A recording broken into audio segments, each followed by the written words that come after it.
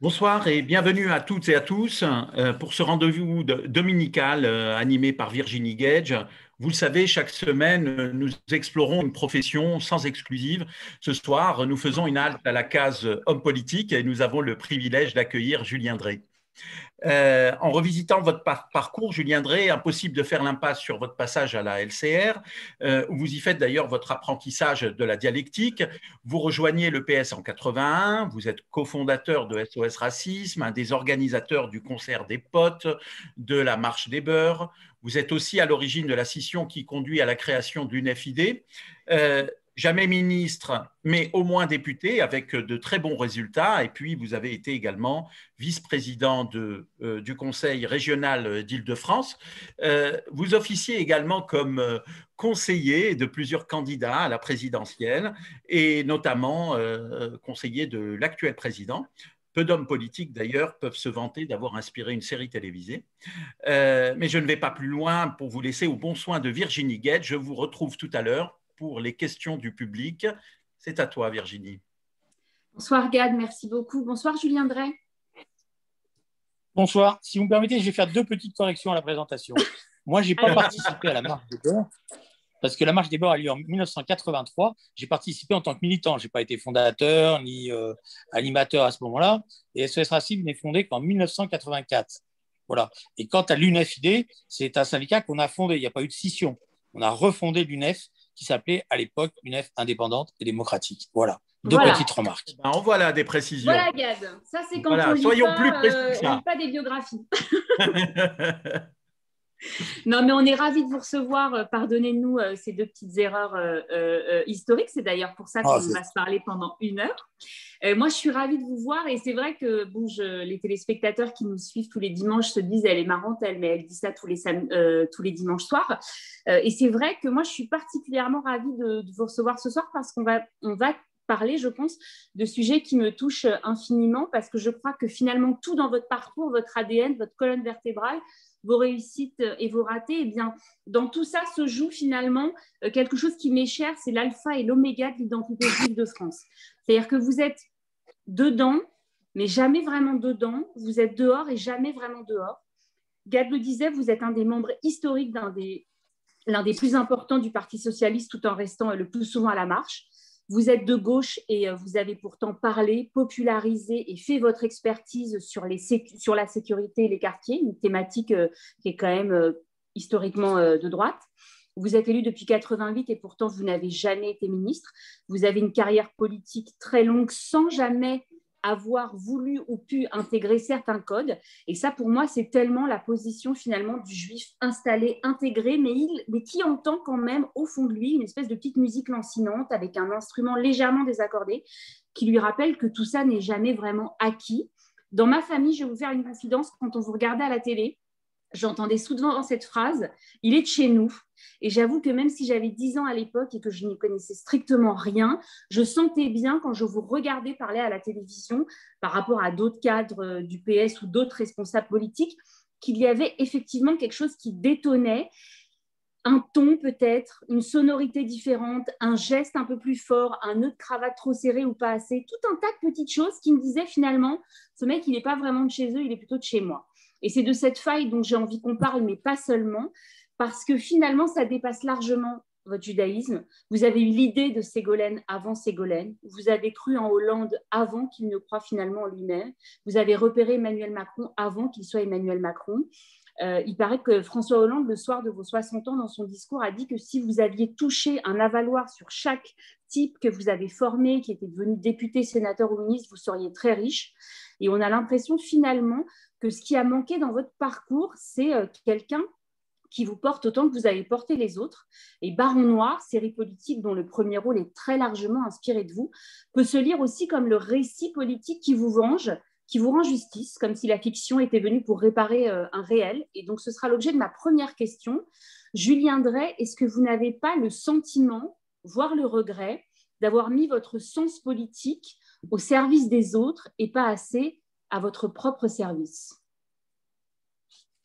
Non, je n'ai pas ce regret-là pour la raison simple que dès le départ, c'est-à-dire dès le moment où je me suis engagé, c'est-à-dire assez jeune évidemment, à l'âge de 15 ans et demi, mais dans un monde qui n'était pas celui dans lequel nous sommes aujourd'hui, dans le monde de l'après 68, où on rêvait du retour des grands espoirs, des grandes transformations de la société.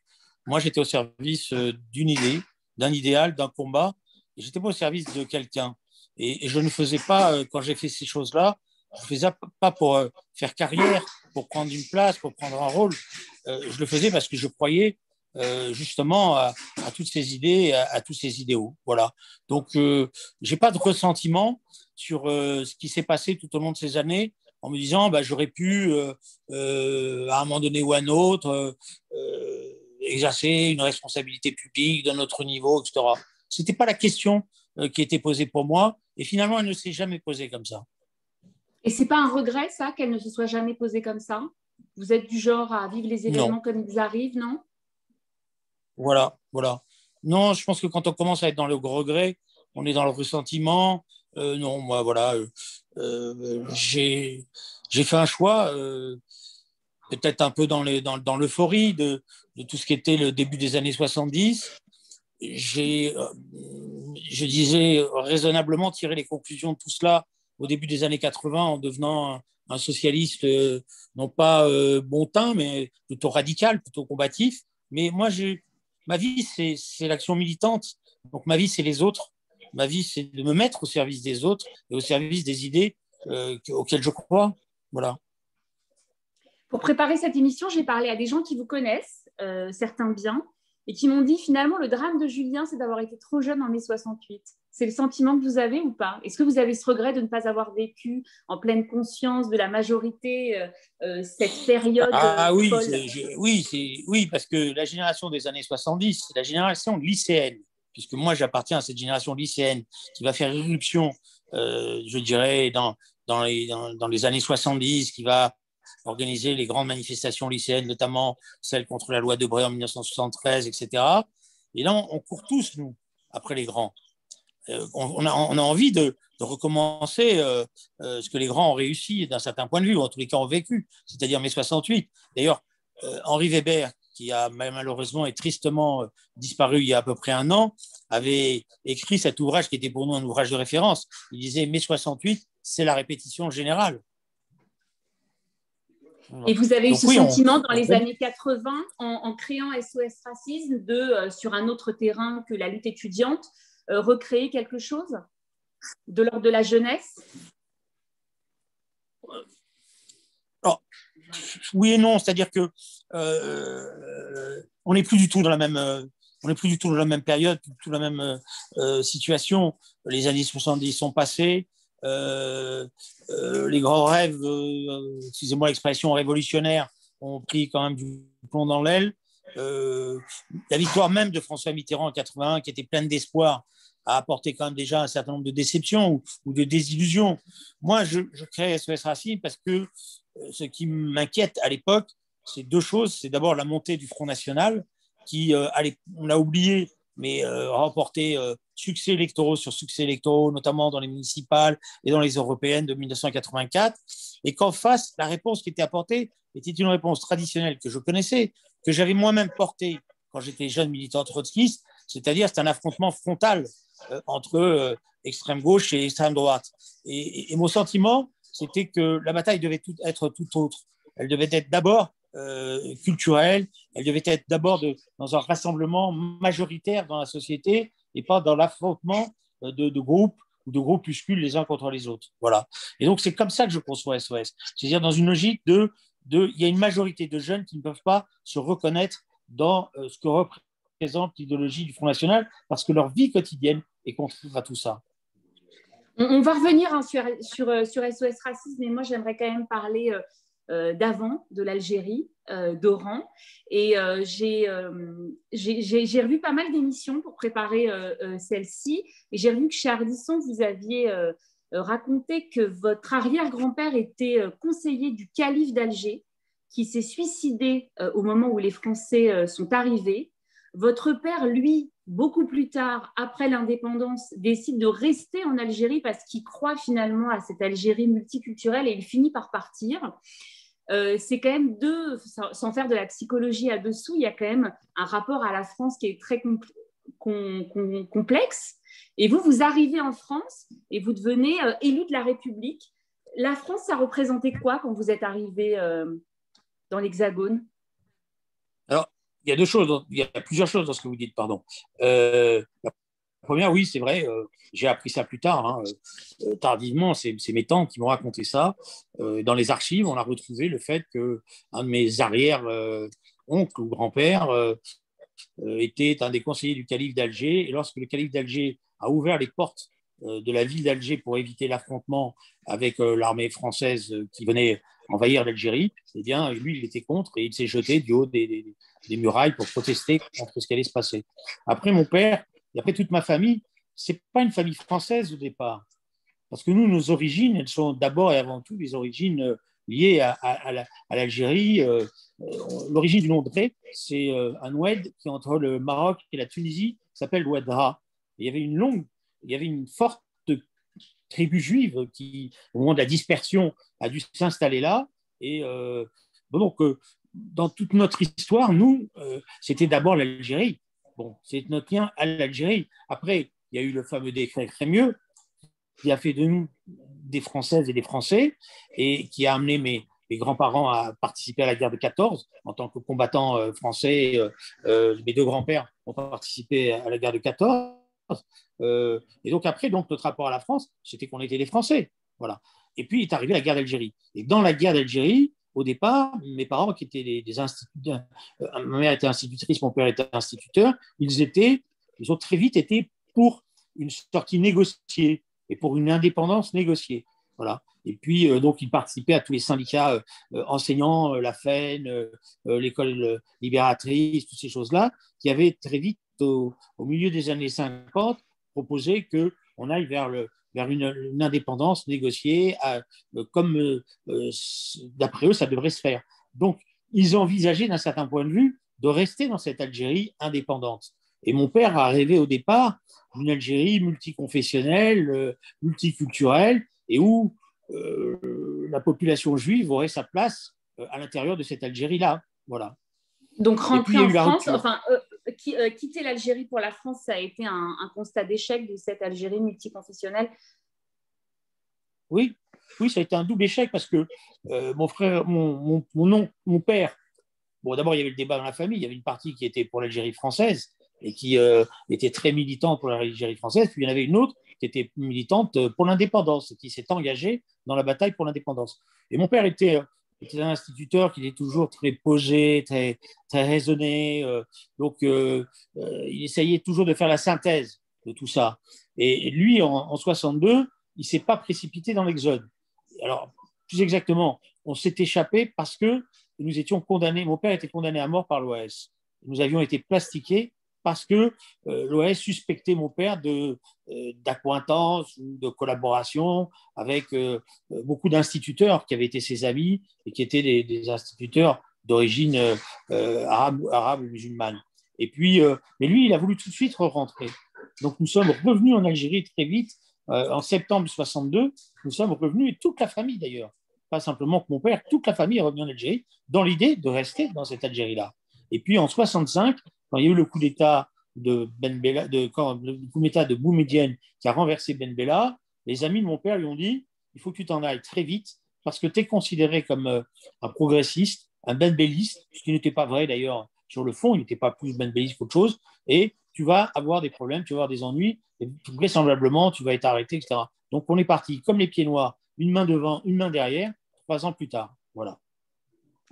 Aujourd'hui, récemment, Benjamin Stora a rendu un rapport sur la guerre d'Algérie, enfin sur le souvenir de la guerre d'Algérie. J'imagine que vous avez lu ses recommandations. Il dit qu'il ne faut pas parler d'excuses, il faut plutôt créer des projets positifs. Est-ce que vous pensez qu'un jour, la France, les accords d'Évian, c'est 62, on est en 2021, est-ce que vous pensez qu'un jour, on soldera cette histoire et qu'on repartira sur des bases saines entre ces deux pays? Oui, je le pense, parce que je pense que finalement, à un moment donné ou à un autre, tous ces acteurs qui ont participé de près ou de loin à toute cette guerre c'est la tragédie humaine, j'irais, disparaître, que les nouvelles générations, elles vont, je l'espère, se projeter dans l'avenir et que il y aura toujours les vestiges de ce qu'a été la colonisation, qui a été terrible, mais aussi de ce qu'a été la guerre d'Algérie. Mais dans le chemin que propose Benjamin Stora, et dans lequel je me reconnais, parce que je trouve d'ailleurs que Benjamin fait un travail considérable depuis des années de réconciliation, d'apaisement et d'écoute aussi, parce que c'était important, il faudra aussi que l'Algérie reconnaisse quelque chose. La France doit reconnaître le rôle qu'elle a joué dans la colonisation, les crimes que ça a représenté, les violences qui en ont découlé. Elle doit reconnaître aussi sa responsabilité dans la tragédie qu'a représentée la guerre d'Algérie. Mais il faudra aussi que l'Algérie reconnaisse que ce n'était pas tout blanc ou tout noir. Je m'explique.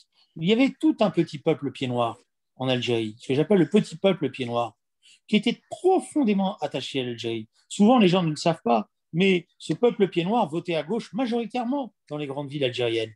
Hein, et ce petit peuple pied noir, il a été pris dans ce maelstrom et je veux dire, il a aussi subi des drames. On l'a oublié, mais le 5 juillet 1962, plus de 1000 pieds noirs à Oran ont été assassinés sans aucune raison, si ce n'est que d'affoler toutes les populations qui voulaient rester en Algérie pour les précipiter vers le départ. Il y a eu la même chose dans un certain nombre d'autres villes. Je ne parle pas aussi du fait qu'il y a eu toute une série d'exactions. Une partie des meilleurs amis de mon père, qui étaient des instituteurs, ont été assassinés sur la route entre Benissaf et Oran, alors qu'ils étaient des militants engagés pour l'indépendance. On n'a jamais retrouvé leur corps, jamais retrouvé leur cadavre, et on a su par la suite qu'ils avaient vraisemblablement été pris dans le maelstrom de ce qu'a été les premières journées de l'indépendance de l'Algérie. Donc l'Algérie, elle a aussi à reconnaître cette réalité-là. Elle ne peut pas la rejeter en disant « vous étiez des colons, donc vous étiez tous des colons ». Voilà. La majorité de ce qu'on a appelé les pieds noirs n'étaient pas des colons et n'étaient pas des profiteurs.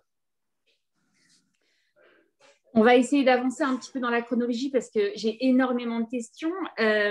Donc, vous quittez l'Algérie à l'âge de 10 ans. À 15 ans, donc, vous êtes en France, vous êtes trotskiste. Moi, j'aimerais savoir si on est trotskiste un jour, on l'est toujours. Et qu'est-ce qui vous reste aujourd'hui en vous de cela? Alors, vous savez, il n'y a pas de voie royale pour venir à la politique. Ceux qui, surtout à 15 ans, c'est pas simplement parce que je me suis enfermé dans une chambre, que j'ai lu des livres et que tout d'un coup j'ai vu apparaître cette figure symbolique qui représentait Léon Trotsky, y compris dans son combat contre Staline à l'époque, parce que c'était quand même ça qui déterminait, et que j'ai adhéré à cela. Ce qui est le chemin dans la politique, c'est beaucoup les rencontres. Et ces rencontres, après, vont se nourrir de lectures. Et les lectures vont conforter ces rencontres ou vont les infirmer.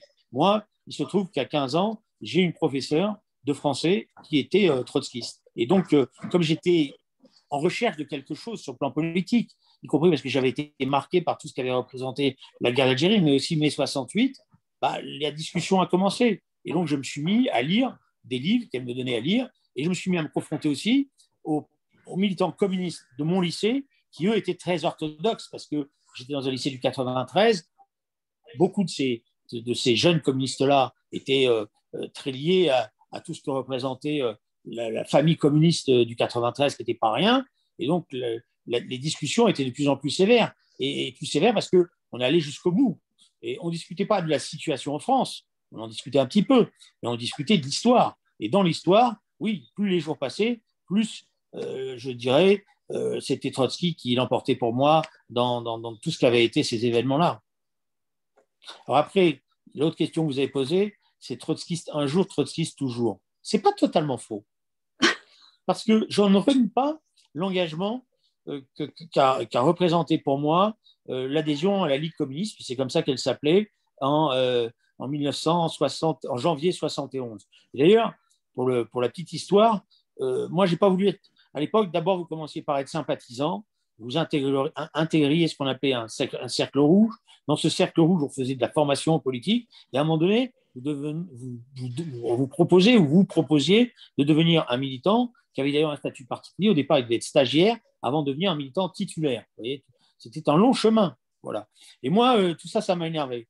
Donc, j'ai été voir ma prof de français et qui m'a présenté à ses camarades. Je dis, moi, je veux devenir trotskiste, donc je veux devenir militant, tout de suite. ils étaient très gênés parce que j'étais très jeune et que c'était très compliqué pour eux d'accueillir un gamin qui avait 15 ans et demi, qui d'ailleurs ne pouvait même pas aller dans les cafés. Parce qu'à l'époque, il fallait avoir 16 ans pour aller dans les cafés. Donc, mais moi, j'ai dit non, moi, je ne veux pas tout ça, je veux être militant. Et je crois que s'il m'avait dit non, peut-être que j'aurais été très déçu et je serais resté au pas de la porte. Mais finalement, ils ont pris la décision de dire oui.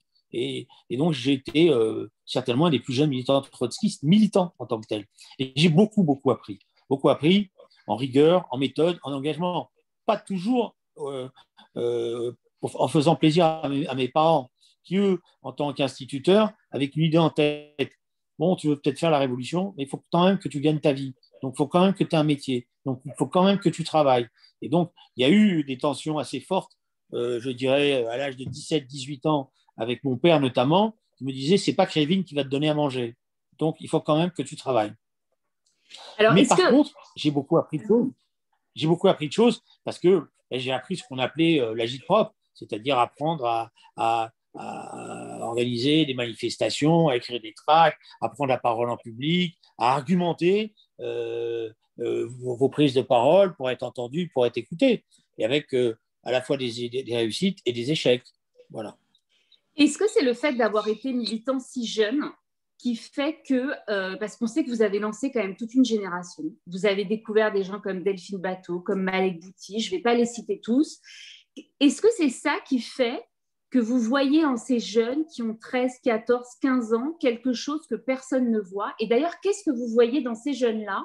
Est-ce que vous décelez quelque chose de particulier ou est-ce que c'est vous qui décidez qu'ils vont devenir des militants et plus tard des cadres politiques? C'est compliqué de répondre à votre question parce que c'est une alchimie. Vous êtes dans des réunions, vous entendez des prises de parole, vous avez des discussions personnelles, vous jugez les gens qui sont en face de vous à travers ces discussions personnelles. Et après, oui, il y a un savoir-faire qui existe. Vous percevez la volonté, la nature de l'engagement, la sincérité de l'engagement, la valeur de la personne qui est en vous. Et moi, je suis un fils d'instituteur et je voulais être enseignant en plus. Donc, transmettre un savoir, c'est un élément essentiel de ma vie. Voilà. Vous êtes finalement, quand on y réfléchit bien, un des premiers à avoir vu dans la jeunesse un potentiel politique. Est-ce que ça aussi, ça fait partie de votre ADN, de regarder les lycéens, les étudiants comme des... Non, ça fait partie de ce que j'ai appris chez les trotskistes. Voilà, c'est là que j'ai appris tout ça, puisque les trotskistes, dans les années 70, deviennent la force motrice de toutes les mobilisations de la jeunesse. Voilà. Et donc, on apprend à organiser ces mobilisations contre la guerre du Vietnam, notamment à l'époque, mais aussi contre le coup d'État au Chili en 1973, mais aussi contre un certain nombre de projets de réforme des lycées ou des universités. Donc, oui, chez les trotskistes, j'ai appris à organiser les mobilisations. Voilà. Et donc à déceler, évidemment, les failles des systèmes qui permettaient ces mobilisations. Voilà. Moi, je fais partie d'une famille qui a été historiquement à gauche, qui a toujours voté Mitterrand. Et à un moment donné, il y a quelque chose qui s'est grippé entre la communauté juive et la gauche. Alors, moi, je situe ça à l'explosion de la deuxième intifada au début des années 2000, où Daniel Vaillant explique qu'il n'y a pas de vague d'antisémitisme en France. Après arrive Sarkozy qui rafle la mise. Est-ce que vous avez senti ce glissement entre la communauté juive qui a longtemps été historiquement à gauche et une espèce de déperdition comme ça des voix? Alors, oui, je l'ai senti, parce que c'est vrai que la communauté juive auquel j'appartenais, moi, elle était majoritairement socialiste. Voilà. Majoritairement mitterrandienne d'ailleurs, pour être honnête. Parce que Mitterrand était devenu un symbole. Il était devenu en 65. N'oubliez pas que pour tous les pieds noirs, le général de Gaulle, ce n'était pas simplement la Deuxième Guerre mondiale. C'était aussi je vous ai compris et la fin terrible. Donc il y avait un contentieux fort entre les pieds noirs et le général de Gaulle. Et Mitterrand, bon, alors il y en a quelques-uns qui ont basculé à l'extrême droite, qui rejoignaient ce que représentait Tixier-Vignancourt, mais la majorité des Juifs issus d'Algérie, la majorité des pieds noirs, ils se sont ralliés à François Mitterrand. Et donc Mitterrand était devenu pour eux un symbole, voilà. Et plus qu'un symbole, un étendard. Voilà. Et ça a énormément joué dans la campagne de 74 et encore plus dans celle de 81, où la communauté juive s'est massivement rangée derrière la candidature de François Mitterrand. Et pendant tout un temps, c'était une histoire parallèle. Il y a eu une première alerte au moment de Copernic. Au moment des attentats de Copernic, je me souviens de François Mitterrand qui vient le soir des attentats qui ont eu lieu. Non, je dis des bêtises, pas de Copernic. Des attentats de la rue des Rosiers. À Copernic, c'est l'inverse, c'est la rupture avec la droite, et c'est la phrase terrible de Raymond Barre qui dit il voulait assassiner les Juifs. Les innocents étaient juifs. Bon, donc ça a joué dans l'engagement, etc. Mais par contre, l'attentat de la rue des Rosiers, hein, quand Mitterrand arrive, il y a beaucoup de Juifs qui sont là, qui sont dans une émotion terrible, et il subit des sifflets. D'ailleurs, ça l'a beaucoup blessé, parce qu'il a pris ça comme un élément de rupture, ou en tous les cas, comme une tension très forte. Bon, mais disons que, grosso modo, tout ça s'est perpétué, y compris dans les relations que François Mitterrand a maintenues en permanence, à la fois avec la communauté juive, mais à la fois aussi dans la manière dont il a fait les discours qu'il a fait à la Knesset et dans les rapports qu'il avait avec l'État d'Israël. Voilà.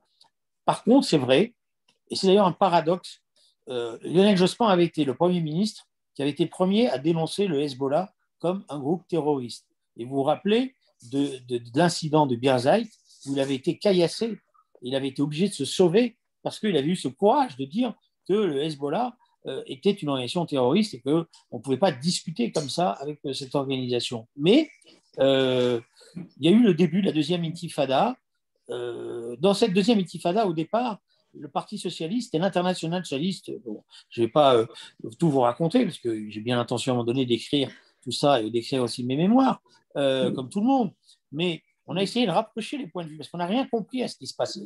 Puisqu'il y avait les accords de Camp David, hein, il y avait eu d'abord les accords d'Oslo, il y avait les accords de Camp David, et aux accords de Camp David, on pensait qu'ils étaient le prolongement de la logique de paix qui était en train de s'installer et qui devait donner naissance, ça c'était l'espoir, deux États qui vivaient en bonne entente, un État palestinien qui allait naître, un État israélien qui allait être garanti dans sa sécurité et dans sa vie dans la région. Et puis, ça n'a pas marché.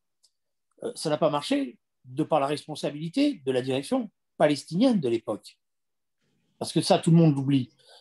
Mais l'accord, il est quasi signé.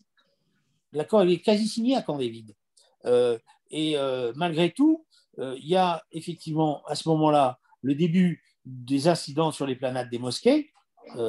Et puis, il y a cette flambée de violence qui commence avec, y compris cet attentat symbolique qui va marquer profondément la société israélienne quand les jeunes soldats sont massacrés à Ramallah. Hein, et les corps sont traînés derrière des voitures.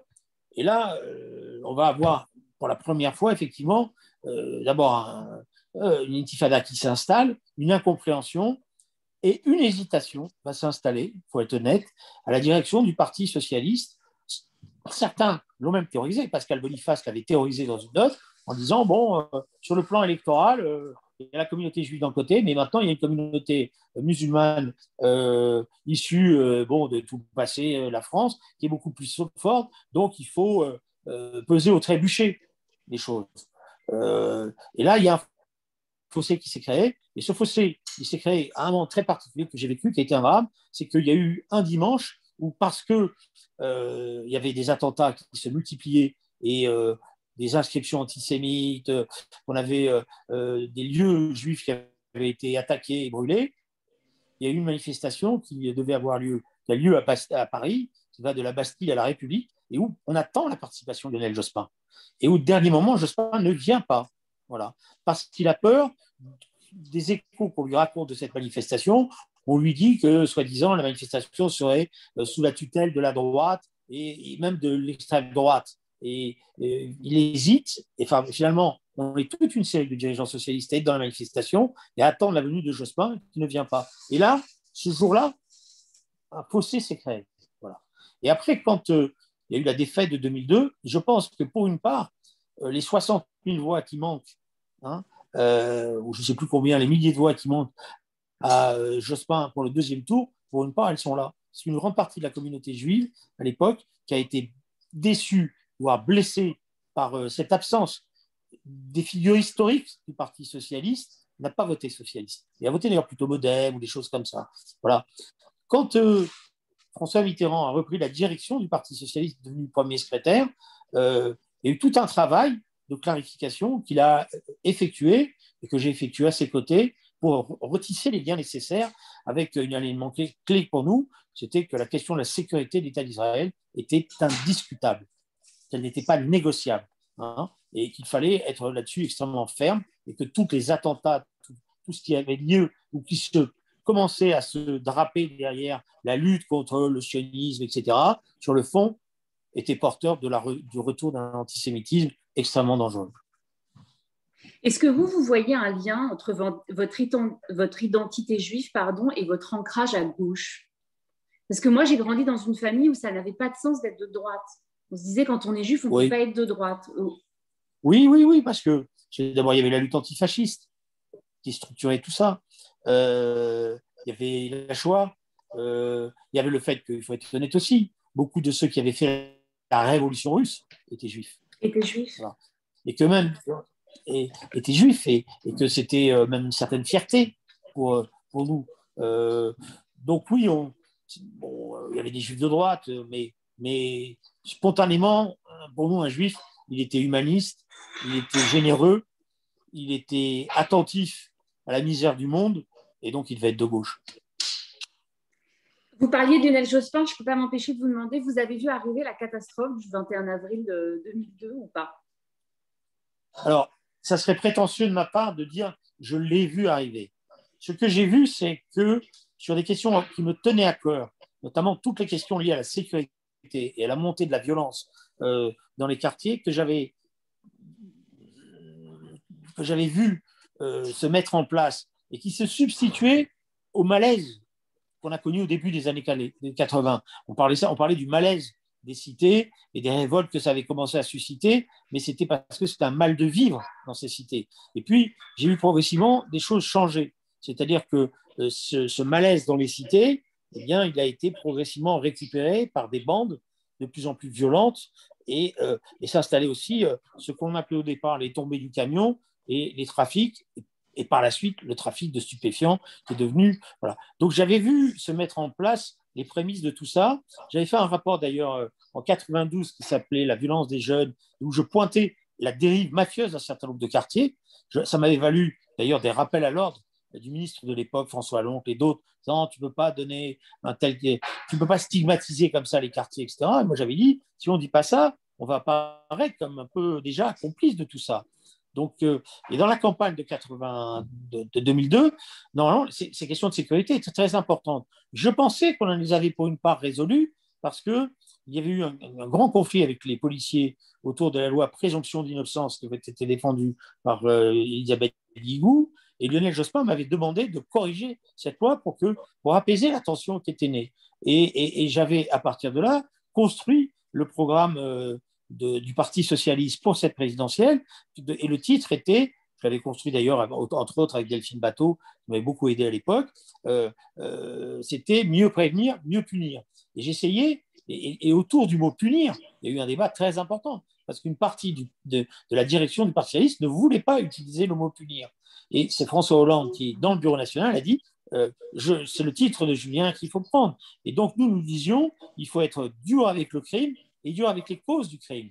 Mais il faut être dur avec le crime. On ne peut pas donner le sentiment qu'il y a une forme de justification sociologique, hein, et donc une forme de tendresse à l'égard de ceux qui, d'ailleurs, commencent par s'en prendre aux propres populations qui vivent dans ces quartiers-là. Parce que quand vous ne gagnez pas beaucoup d'argent, vous êtes saigné pour vous acheter une voiture et que vous descendez un matin et que cette voiture elle a brûlé, c'est un drame pour vous. Et vous n'avez pas forcément l'assurance qui va vous rembourser la voiture tout de suite. Pareil pour les enfants qui se font voler leurs blousons à l'école ou qui se font attaquer ou détruire ou des choses comme ça. Donc, je voyais la force de ce débat-là et il y a eu des hésitations.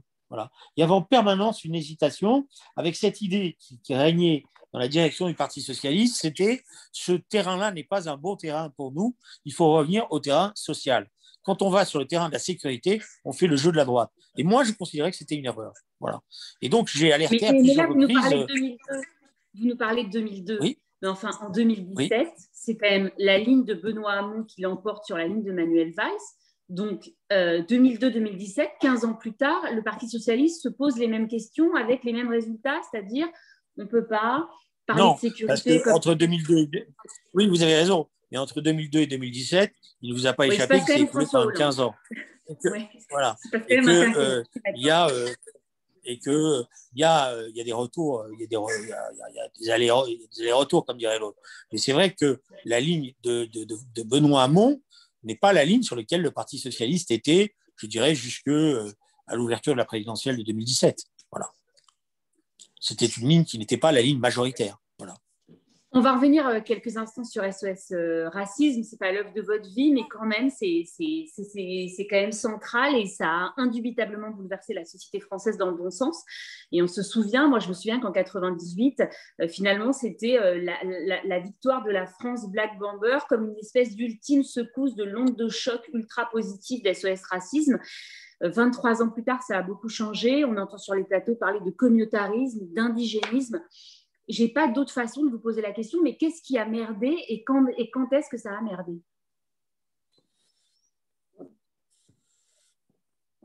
Alors, bon,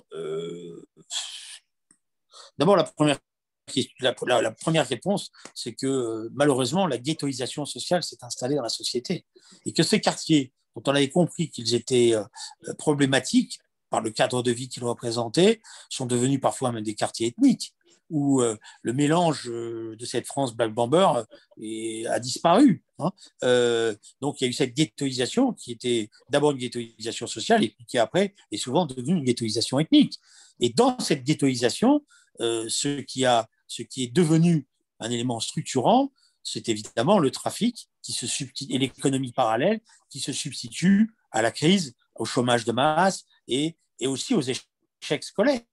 Et puis, moi, si je me permets, c'est qu'on a parlé sans arrêt de politique de la ville, de rénovation des quartiers, qu'on a fait des rapports, des tas de rapports, qu'on a créé des organismes, etc. Mais que sur le fond, il y a un décalage terrible entre les engagements pris et la réalité des choses sur le terrain. Voilà. Et que là où il fallait mettre le paquet pour détruire des tours, reconstruire des quartiers, mais en même temps reconstruire des services publics de qualité, avoir du personnel qui était compétent dans les écoles, dans l'animation sociale, etc. Malheureusement, on a pris les derniers, les plus jeunes. Souvent, on les a envoyés au casse-pipe sans qu'ils aient la formation, etc. Donc, on a beaucoup parlé, dramatisé, mais sur le fond, on a beaucoup perdu de temps et les actions sont restées modestes. Voilà. Et alors, il y a une chose qui a été terrible, c'est qu'à un moment donné, au lieu de se fier à ce qui était un des fondamentaux de l'éducation populaire, hein, toutes ces associations liées à l'éducation populaire, l'éducation sportive, etc., on a commencé à sous-traiter aux grands frères, on a commencé à laisser partir tous ces travailleurs sociaux expérimentés au profit de jeunes à qui on pensait que parce qu'on allait leur donner un petit boulot, ils allaient mettre le calme dans la cité. Et donc tout ça a dérapé. Et alors après, c'est ajouté l'influence de ce qui se passe aux États-Unis, qui maintenant touche de plein fouet la société française, c'est-à-dire la naissance de cet indigénisme, de cette vision différentialiste qui est contraire à ce qu'a été la culture française jusqu'à maintenant. Et quand vous entendez parler de racisé, vous qui à SOS prôniez quand même le vivre ensemble, qu'est-ce que ça vous fait de voir sur des plateaux de télé? Parce que je vois parfois que vous partagez le même plateau de télé avec des gens qui se revendiquent comme racisés. C'est quand même un constat. Je partage le plateau télé, c'est pas dire que je partage la votre faute. Non, mais ce que je veux dire, c'est que non, mais attendez, comprenez bien. C'est juste qu'à un moment donné, on se dit. Est-ce que vous êtes optimiste d'abord sur la façon dont tout ça va évoluer? On a beaucoup parlé de Trappes récemment comme une sorte de zone de non-droit. J'ai vu les maires de Trappes faire le tour des plateaux en disant qu'il se passait des choses pas très bien dans sa ville, mais que c'était quand même une zone de droit et qu'il n'y avait pas de soucis. Comment vous regardez ça et est-ce que vous êtes optimiste pour l'avenir? Bon, moi, je suis très marqué par la formule de Spinoza. Vous savez, cette formule qui dit l'optimisme de la volonté, le pessimisme de la raison. Donc, j'hésite toujours entre ces deux phrases. Donc, oui, des fois, je suis inquiet. Des fois, je me dis tout ça pour ça. Des fois, je me dis même, est-ce que je n'ai pas perdu un peu mon temps? Est-ce que je n'ai pas raté mes objectifs? Oui, ces questions-là, je me les pose. Mais en même temps, je regarde la réalité de la société française. Et dans la réalité de la société française, je vois aussi des milliers et des milliers de jeunes qui s'intègrent, qui se battent, qui cherchent à prendre leur place, qui montent dans la hiérarchie sociale même de la société française, deviennent des cadres supérieurs. Je vois des mariages mixtes s'installer, je vois des familles se refonder où tout ça est dépassé. Et donc, je vois, si vous voulez, une confrontation entre ces deux choses. Et mon sentiment, c'est que c'est une minorité qui cherche à empoisonner et à pulvériser, je crois que le terme c'est pulvériser, le cadre de la République, mais que la majorité des jeunes de France, qu'ils soient blancs, black, beurre, etc., ils voudraient pouvoir vivre tranquille et ensemble. Ce qui manque aujourd'hui peut-être, c'est cette mobilisation qui a existé dans les années 80 et qui ne s'exprime pas assez. Est-ce que ça veut dire que finalement chacun s'est résolu à se replier sur sa communauté?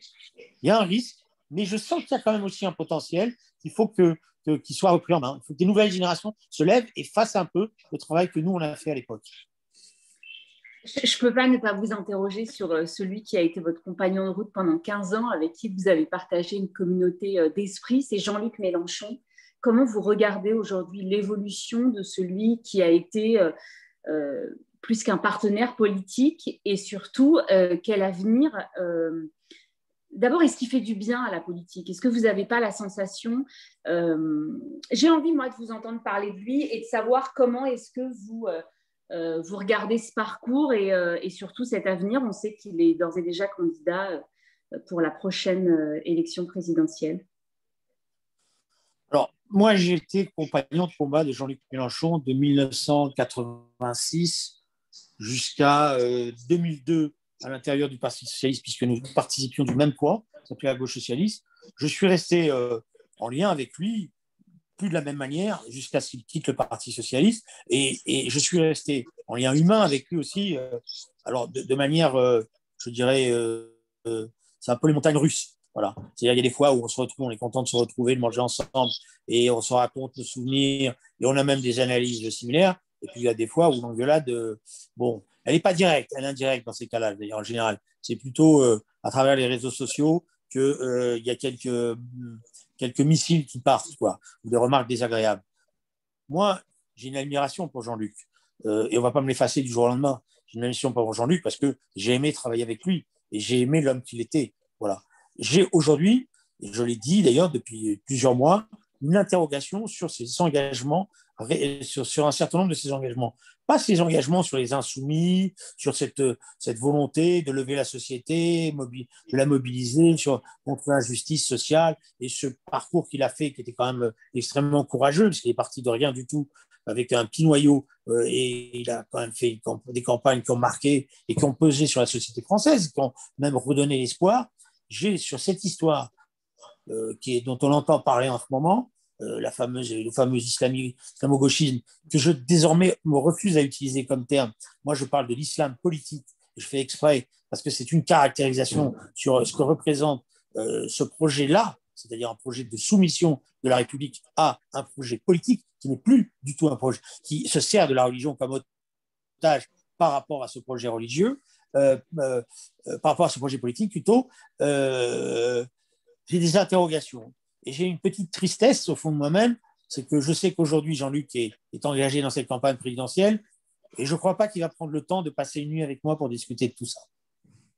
Qu'est-ce qui vous embête dans le terme islamo-gauchisme dont on parle beaucoup? C'est quoi? C'est d'accoler la gauche à tout ça aussi? Ben oui, évidemment. Parce qu'on ne peut pas être de gauche et être pour l'islam politique. C'est impossible. Je veux dire, quand on est de gauche, on est humaniste, on est internationaliste, on est antiraciste, on est contre l'antisémitisme. Quand vous voyez une partie de la gauche qui défile à la manifestation contre l'islamophobie, qu'est-ce que ça vous fait? D'abord, moi, je n'emploie pas le terme islamophobie.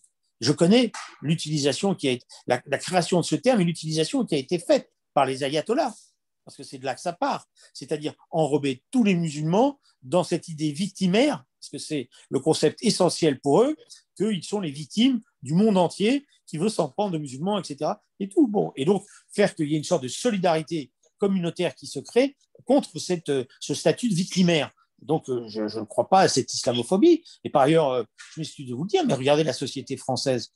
Si la société française est islamophobe, excusez-moi, il y a quand même des interrogations, parce que c'est une société qui a vu arriver une communauté musulmane très forte et qui, finalement, en quelques années, l'a intégrée et la laisse vivre tranquillement, et comme elle doit vivre tranquillement. L'islam n'est pas une religion oppressée aujourd'hui. Elle l'a été au début. Il y a 20 ans, on avait ce qu'on appelait l'islam des caves, parce qu'il n'y avait pas de lieu de culte. Les dates des fêtes religieuses musulmanes étaient ignorées. Aujourd'hui, elles sont respectées. Voilà. Elles ne doivent pas intervenir dans la vie publique, puisque nous avons ce concept de laïcité, etc. Mais elles sont combien d'entreprises aujourd'hui, y compris sur leur ramadan, s'adaptent et adaptent la vie de l'entreprise à la réalité de ce que représente le ramadan. Voilà. Combien de moments sont discutés, y compris dans les vies collectives, dans les familles, en disant attends, là, on ne peut pas faire ça parce qu'il y a l'Aïd, parce qu'il y a des choses comme ça. C'est pas vrai. La religion, l'islam n'est pas une religion persécutée en France. Ce n'est pas vrai. Alors qu'il y ait des courants politiques qui essayent de désigner l'islam comme l'ennemi à combattre, etc., qu'il y ait de la ségrégation sociale, de la discrimination, etc., ça c'est vrai. Mais dire cela, constater cela, le combattre et le combattre fermement, ça ne fait pas de la société française une société islamophobe.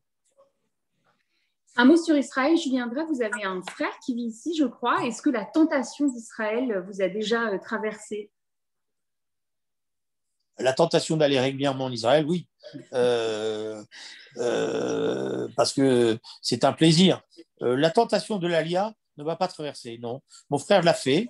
Il est d'ailleurs aujourd'hui revenu en France pour exercer son métier, mais c'est à lui de s'expliquer. Voilà. Mais lui, il est citoyen israélien et il est profondément attaché à cela.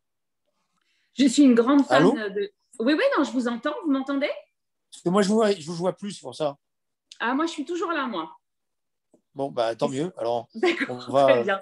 Je disais que j'étais une grande fan de la série Baron Noir et je me dis souvent que finalement, il a réussi là où vous avez échoué. Quel regard vous portez sur cette fresque politique qui vous porte quand même très haut dans la dernière saison, qui vous porte à la présidence de la République? Enfin, le personnage qu'on vous avez largement inspiré. Alors, je sais que la première saison, vous disiez qu'Admiral n'était pas vraiment dans le personnage et que dans la deuxième saison, il avait quand même pris le costard. Qu'est-ce que ça vous fait de regarder? C'est quand même une mise en abîme de malade. Alors, je vais vous faire une confidence, je n'ai toujours pas vu la saison 3. Non! Je n'ai toujours pas vu la saison 3. Non, elle est dingue. Oui, alors, je sais qu'elle est dingue, mais j'ai toujours pas vu la saison 3 à cause de la fin. Voilà, de ce que vous avez raconté. Ça me perturbe. Il y a quelque chose qui, dans ma tête pour l'instant, est une sorte de blocage, voilà, puisque, soi-disant, il devient président de la République. Donc, je repousse cette… je sais qu'un jour ou l'autre, je vais la voir, mais je repousse cette chose-là, voilà, comme ça. Je ne sais pas comment vous l'expliquer plus que ça, mais voilà. Après, bon, celui qui a été un des inspirateurs de la série Baron Noir a été pendant longtemps un combattant à mes côtés, un bon combattant, un intellectuel de prestige. Après, il a vécu sa vie, donc évidemment, il a beaucoup regardé et observé, et il a repris même le terme de Baron Noir, puisque c'est un terme qui m'avait été, un titre qui m'avait été attribué par les rocardiens après les grèves des infirmiers en 1988. Bon, mais j'étais un peu gêné à la fin de la saison 1, et je l'avais dit d'ailleurs à Eric Benzekri, parce que je trouvais qu'elle est très, très anecdotique. Voilà, et un peu trop anecdotique. Et j'ai trouvé la saison 2 excellente parce qu'elle était devenue beaucoup plus politique. Et je pense que la saison 3 est devenue très politique. Voilà. Elle est formidable. Après, oui, je pense. Voilà. Après, il se trouve, pour l'anecdote, que je connaissais Gad parce que je l'avais vu sur quelques plateaux, on s'est croisés, mais c'était pas, voilà, pas plus que ça, je dirais. Mais il se trouve qu'à la fin de la saison 1, je l'ai rencontré dans un restaurant dans le 19e arrondissement et qu'il m'a posé plein de questions ce jour-là et qu'on s'est mis à parler. On était en plus en pleine préparation de la présidentielle. Et donc, on a parlé plusieurs fois. Voilà. Et j'ai compris en regardant la saison 2 que il m'avait beaucoup regardé. Vous l'avez bien coaché pour la saison 2. Non, alors, j'ai oublié une chose. Je ne l'ai pas du tout coaché. Je pense que c'est ça sa qualité d'acteur. C'est qu'il a compris des choses et il les a intégrées dans son rôle. Et c'est ça qui est formidable, parce que moi, je n'ai pas dit je suis comme ça, je suis comme ci, etc. Moi, j'ai eu du plaisir de parler avec lui. J'ai eu le plaisir d'essayer de répondre à des questions qu'il se posait lui-même, parce que la gauche est dans un état de crise. Et il me disait, mais oui, mais votez Macron quand même, mais Hamon. Voilà, donc il se posait ces questions-là que beaucoup d'entre nous se posions. Voilà. Mais après, je l'ai vu, je l'ai vu dans la saison 2 reprendre des mimiques, de reprendre des attitudes. Et je crois qu'il a porté évidemment beaucoup de choses à ce moment-là. Voilà. Alors, j'ai une dernière petite question. J'avais le choix entre vous interroger sur l'avenir du Parti socialiste et revenir sur une anecdote. Je vais choisir ce qui va nous prendre le moins de temps et ce qui va être le plus simple. D'abord, est-ce que c'est vrai que Sarkozy vous propose le ministère de l'Intérieur et vous dites non? Et surtout, comment ça se passe concrètement? C'est quoi? C'est que le mec vous appelle, vous dit « Juju, viens à Beauvau » et vous lui dites « Laisse-moi réfléchir » ou vous lui dites non tout de suite? Comment ça se passe? Non, alors excusez-moi si vous entendez la voix d'un animal, c'est mon chien. Et mon chien est un Akita et c'est un très bon gardien. Donc dès que quelqu'un rentre dans une pièce et qu'il ne le connaît pas, c'est pas parce que j'ai parlé de Sarkozy ou j'ai parlé de sujets qui fâchent. Ça n'a rien à voir. Non, ça n'a rien à voir avec Sarkozy.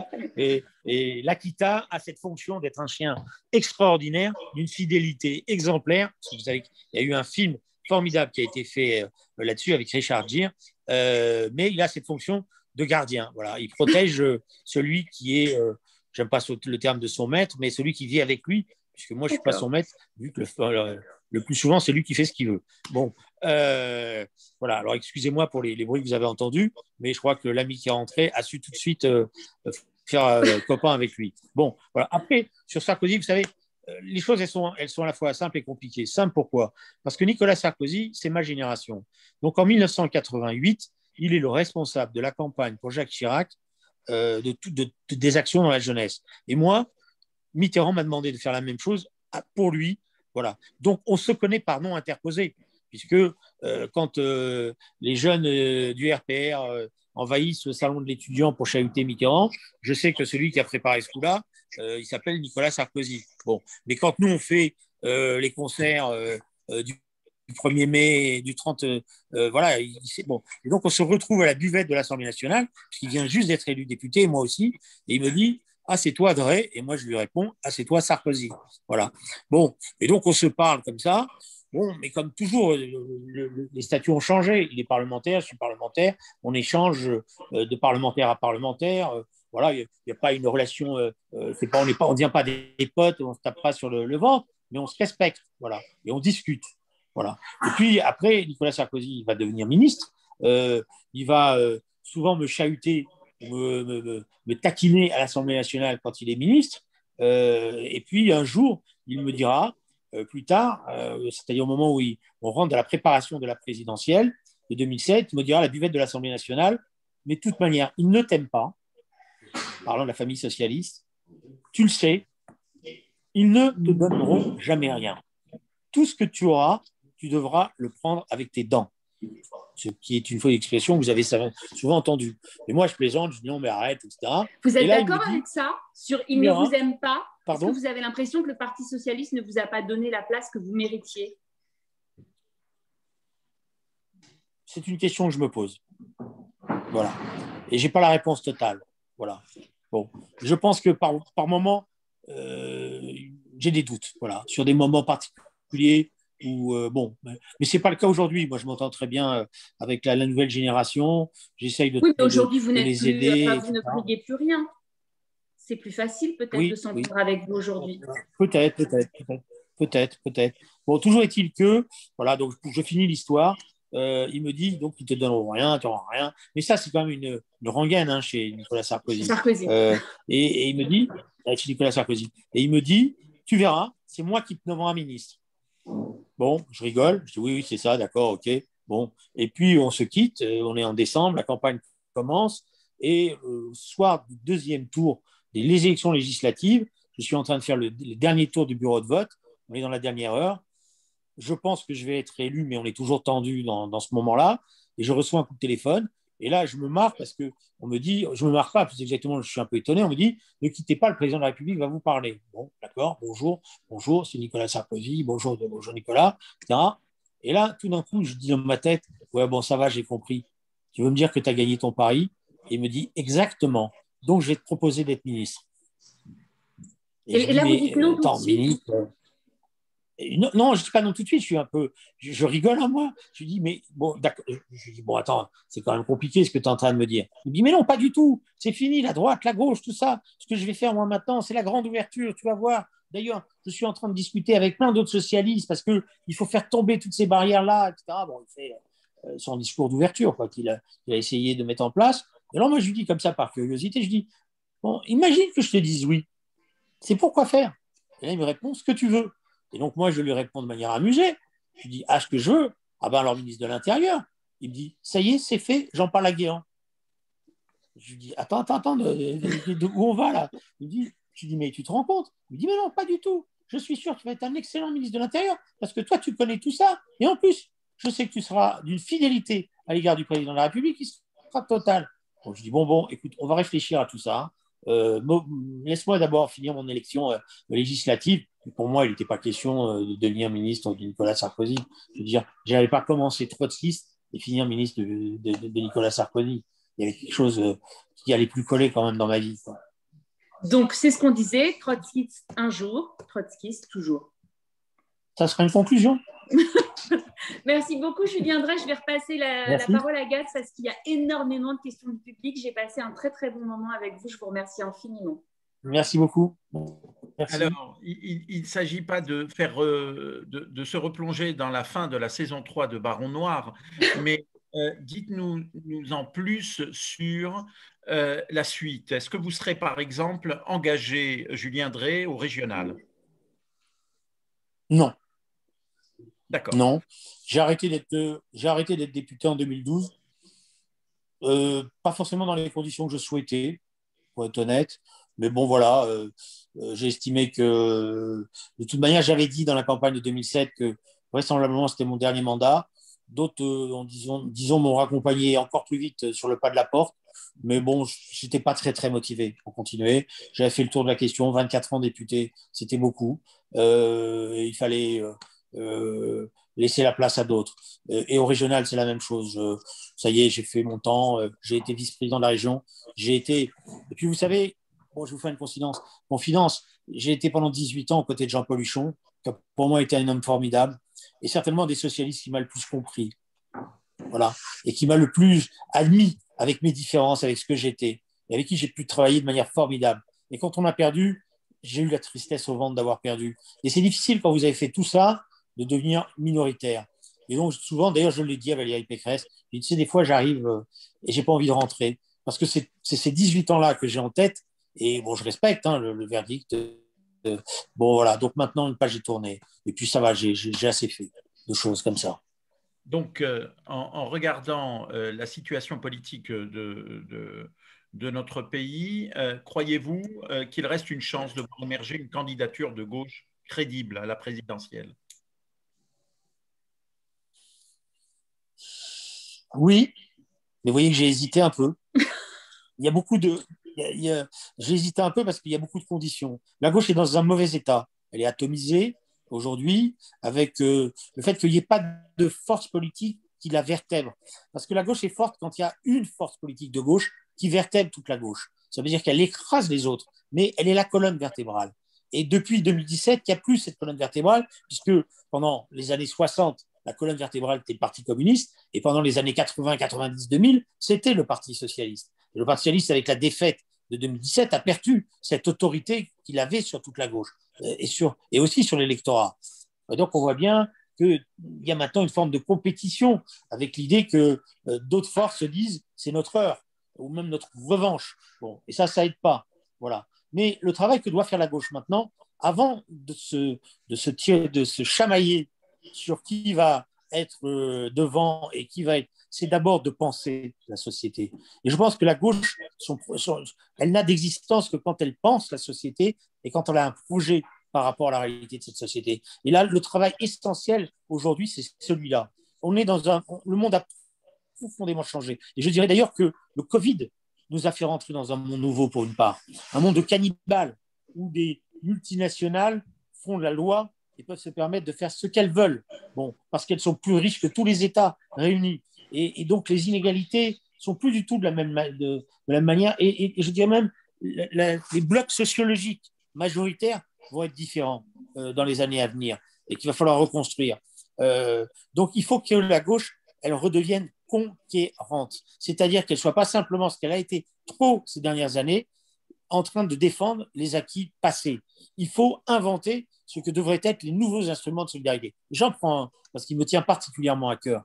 On a un énorme problème avec les jeunes aujourd'hui, et on le voit bien avec les jeunes étudiants. Ça fait plusieurs années que je défends l'idée, ça fait depuis 2017 d'ailleurs, de la mise en place de ce que j'appelle une dotation universelle, c'est-à-dire le fait de donner à chaque jeune, à l'âge de 18 ans, un capital de départ pour commencer sa vie. Un capital important, pas une aumône, pas un RSA, un capital de 50 000 euros. Vous voyez, c'est beaucoup d'argent. Mais ça veut dire que pour beaucoup de jeunes, il y aura la possibilité de faire des études et de ne pas faire des petits boulots qui vont détruire leurs études. Parce que pour beaucoup de jeunes et pour beaucoup de familles, et je pense notamment à toutes ces familles monoparentales où la mère se dit il y en a un qui va être sacrifié au profit d'un autre parce que je n'arriverai pas à porter les trois. Eh bien, chacun aura sa chance. Alors, je sais ce qu'on me dit, mais la plupart, ils vont dépenser cet argent-là, ils vont faire n'importe quoi, c'est du gaspillage. Moi, je prends l'inverse. Je crois qu'ils sont tous responsables et qu'ils sauront que cette chance qu'il leur est donnée, il ne faut pas la gâcher. Et ça, c'est une conquête. Vous allez me dire, comment on finance ça? Ça coûte beaucoup d'argent. Mais moi, je vais vous répondre, on finance ça avec l'argent qui est gagné par les GAFA, qui ne payent pas d'impôts. Or, les GAFA, ils vivent grâce à quoi? Ils vivent grâce à nous.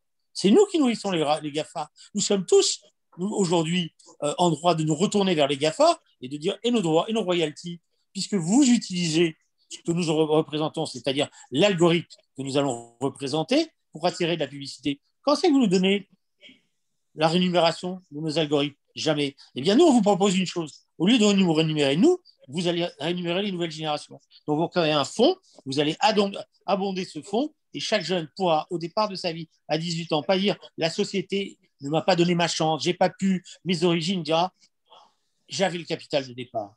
Et donc, je peux faire quelque chose de ma vie. » Alors, cette idée cette idée novatrice va-t-elle être portée par l'un des pôles de la gauche? Parce que paradoxalement, Julien Drey, l'idée que la gauche se réinvente, c'est une idée qui prévaut depuis presque 10 ans maintenant, et on observe cette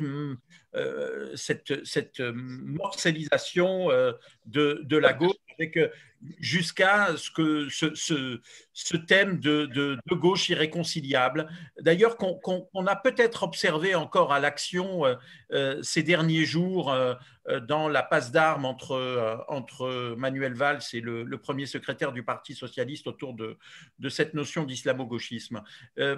Avez-vous vraiment de l'espoir, ou êtes-vous dans votre rôle de coach pour cette gauche à venir? Alors moi, je vous ai pris l'idée de la dotation universelle, mais il y en a d'autres. La gauche, elle a aujourd'hui une mission essentielle. La gauche, je vais vous donner un autre élément très important. La gauche, elle doit sauver l'école de la République. L'école de la République n'est plus l'école de la promotion. Elle n'est plus l'école de la réussite. Au sein de l'école de la République aujourd'hui, il y a encore plus il n'y a jamais eu autant d'inégalités et donc d'échecs. Donc il faut tout reconstruire. C'est ce que j'appelle la rénovation, la révolution éducative. Il faut tout reconstruire le système. Voilà, ça c'est une mission de gauche pour qu'il redevienne un instrument de promotion et un instrument d'égalité. Il va falloir changer beaucoup de choses, y compris dans le contenu des programmes, dans le fonctionnement de ces universités. La gauche, elle doit redéfendre les services publics. Regardez tout ce qu'on disait sur les services publics avant le Covid. Regardez comment aujourd'hui on les regarde autrement. Vous voyez donc que les idées de gauche, loin de reculer, elles sont redevenues d'actualité. Je vais vous en prendre une autre supplémentaire. Rappelez-vous ces débats qu'on a eus pendant 15 ans sur le déficit budgétaire, hein, et sur le fait qu'on ne devait pas toucher à la règle des 3%. Regardez où on en est aujourd'hui. Hein, regardez où on en est aujourd'hui. Donc, vous voyez bien que beaucoup de choses ont changé. C'est pour ça que je vous dis, on est rentré dans un autre monde. Mais si la gauche ne fait pas ce travail intellectuel, si elle ne redéfinit pas des nouveaux objectifs, si y compris, elle ne redéfinit pas ce qui va être un élément essentiel, c'est-à-dire changer de mode de production pour sortir du mode de production intensif qui produit et donc construit cette société décarbonée, protectrice de la nature et de la planète, ben, elle ne sert à rien. Voilà. Donc, le travail de fond, c'est de créer les conditions d'abord d'un projet socialiste et d'après d'un projet en commun. Et ce n'est pas des gadgets. Hein. Ce n'est pas une accumulation de gadgets. Et c'est ça le danger qui guette une partie de la gauche. C'est que chacun y aille de son gadget et essaye de se rendre populaire par le gadget ou la trouvaille de dernière minute. C'est un travail de fond qu'il faut faire, un travail de concept. Et sur l'islamo-gauchisme, parce que je voudrais finir là-dessus et je ne veux pas passer à côté de nos sentiments, voilà, là-dessus, il faut être intraitable. L'islamo-gauchisme est incompatible avec la gauche. Ce sont deux mots qui ne peuvent pas s'accoler. Voilà. Si on est de gauche, on est contre l'islam politique, pointe à la ligne. Et on est contre les discriminations, on est contre les violences quand il y a des violences qui sont exercées. Mais ce mot-là n'est pas acceptable. Voilà. Et là-dessus, la gauche, elle doit retrouver son caractère républicain laïque. C'est un message que vous envoyez à Benoît Hamon, à la France Insoumise, peut-être partenaire demain. Non, c'est un message que j'envoie au peuple de gauche.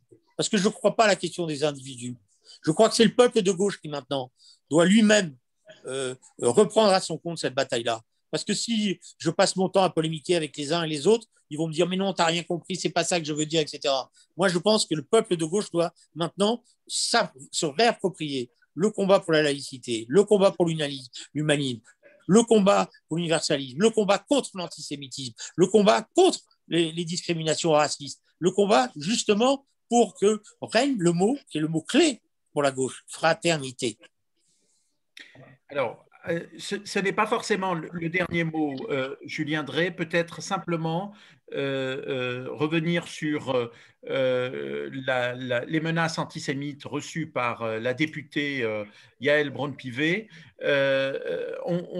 On observe quand même une sorte de récurrence de ces incidents, de la focalisation sur cette question du juif dans la société française.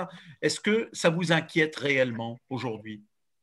Oui, parce que ma génération, ces choses-là, elles n'existaient quasiment pas. Voilà. Il n'y avait pas de différence, y compris dans les quartiers où je vivais, moi, dans le 93, etc. Les juifs, les arabes, les catholiques, tout ça, à la limite, ça ne nous intéressait pas. Ce qui nous intéressait, c'était les fêtes. Voilà. Ce qui nous intéressait, c'était de fêter Noël comme si on avait des jouets. Ce qui nous intéressait, c'était des pourrimes, parce que comme ça, on doublait pour les jouets. Ce qui nous intéressait, c'est d'aller manger chez les copains le soir du Ramadan, parce qu'on savait qu'on allait super bien manger. Voilà. Il n'y avait pas de différence. Voilà. Et on se regardait les uns et les autres sans différence, sans distinction. Et j'ai vu tout doucement naître autre chose. Et j'ai vu effectivement, c'est pour ça qu'on me dit le séparatisme. Si, j'ai vu se mettre en place des ghettoisations ethniques et aussi des tentations séparatistes. Et aussi des idées que celui-là, c'est un juif et donc tu ne dois pas l'approcher, ou tu ne dois pas lui parler, ou ta fille ne doit pas lui parler parce que de toute manière, il est juif. Et j'ai vu aussi des crispations inverses, hein, en disant celui-là, c'est un arabe, il faut s'en méfier, etc. Et, tout. Voilà. Et donc, l'antisémitisme a retrouvé aujourd'hui une place dans la société française qu'il avait perdue dans les années 70-80. Et là aussi, il y a un combat terrible à mener. Et que les choses soient claires, l'antisémitisme qui est venu aujourd'hui a trouvé un masque idéal, l'antisionisme. Voilà. Ah, ça, c'est formidable. Vous n'êtes pas antisémite, vous êtes juste antisioniste. Le problème, c'est qu'à aucun moment, je dirais, la réalité de cette distinction n'apparaît. Et que, je vais vous prendre un exemple, vous allez voir, tout récent, vécu vendredi soir. Je vais à la télévision et je vous dis, et je dis ce que j'ai dit là, c'est-à-dire sur l'islamo-gauchisme, etc. J'ai des dizaines de tweets avec des gens ils me disent formidable, enfin, enfin, enfin, enfin. Et les gens, même surprenants, bon, pas que des gens de gauche, hein, des gens de droite, etc., etc. Mais j'en ai des dizaines d'autres. Et dans ces dizaines d'autres, 95% de ces tweets m'attaquent sur une chose. Je suis un juif et je suis complice de William Ben Laden, qui est un juif aussi. Voilà. Donc, ceux qui me disent qu'il n'y a pas remontée d'antisémitisme, il n'y a pas un danger, eh ben, ceux-là, je les renvoie à ces tweets. Voilà. Julien Drey, on va vous remercier. Je vais relayer également les dizaines de messages qui vous remercient pour votre sincérité, pour votre franchise et qui vous disent également, pour certains, Fabienne, Selma, que vous manquez au paysage politique français.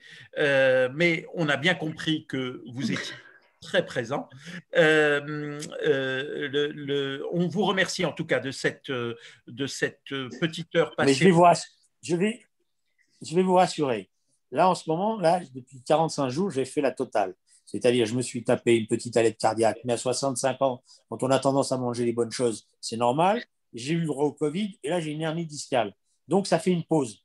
Mais j'ai bien l'intention de surmonter cette pause et d'être très présent parce que c'est ma vie et que dans ce moment-là, j'aurais l'impression d'avoir gâché ma vie si je ne suis pas dans les combats à venir et notamment dans la présidentielle qui vient. Eh bien, écoutez, ça, c'est le mot de la fin. Merci beaucoup. Voilà. Bonne soirée Allez. à vous toutes et à vous tous. On vous donne rendez-vous mercredi pour un formidable spectacle en live, en direct, qui s'appelle la Megillah Slam, qui est une création de l'Écuge. Et Virginie, il y a le 23. Et le 23, mardi. Le 23, on va continuer à parler de la gauche avec Patrick Lugman et Ari Halimi, qui sont tous les deux avocats. Et on va effectivement continuer à parler de toutes ces questions passionnantes. Voilà. Donc, Julien, on pensera. Mais moi, bon, j'avoue une petite tendresse à l'égard de Patrick, qui a fait partie de la génération SOS, etc. Donc, je le reconnais. Même si je vais il faut aussi saluer la participation de l'UEJF à SOS Racisme et ses combats communs. C'était important aussi de le dire. Mais c'était une question essentielle. On me l'a beaucoup reproché au départ. Et je vous le dis honnêtement, c'est moi qui ai voulu ça. Parce que je voulais justement, par rapport à toute cette histoire, que la communauté juive soit en tant que telle au cœur de ce combat. Pas simplement en tant qu'individu, mais aussi dans ces institutions. On me l'a reproché et je l'assume jusqu'au bout encore aujourd'hui. Voilà.